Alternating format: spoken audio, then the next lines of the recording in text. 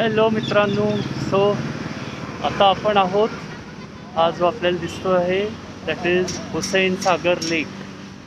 आणि इथे कुठेतरी तुम्हाला ती बुद्धाची स्टॅच्यू दिसत असेल, मोनोलिथिक स्टॅच्यू, एका मार्बल स्टोनपासून बनवलेली.